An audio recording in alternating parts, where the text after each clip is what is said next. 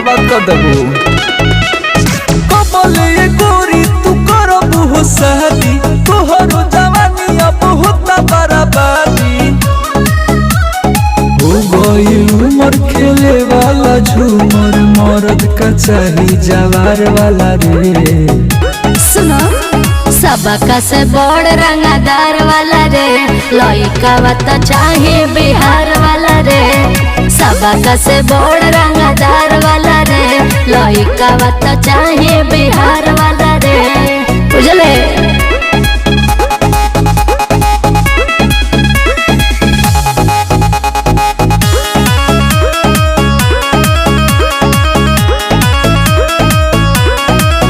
देखी तोहरा के गरम ई बाजार बाटे रे, का सब हवा के लइका का बेकार बाटे रे।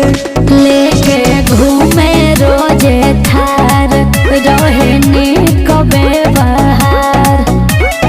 करबू चुआइस न पूरी ख्वाइस, मिल जाई 80 पार वाला रे।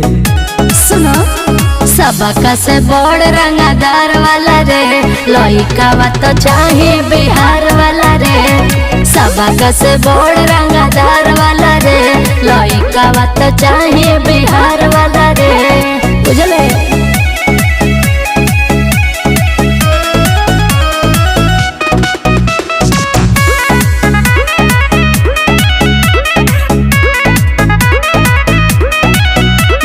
दिन रानी उमर तोहर ढल जाई हो, नजर फेरी नहीं बुढ़ाओ देखी के चल जाई हो। मुन्ना बाड़े हो पसंद, विजय लेके जाई है धार। जान गई असल बाड़े पे फसल, मरद हवे बिहार वाला रे। सुनो सबका से बड़ रंगदार वाला रे, लइका तो चाहे बिहार वाला रे। सबका से बड़ रंगदार वाला रे, लइका तो चाहे बिहार वाला रे। बुझला।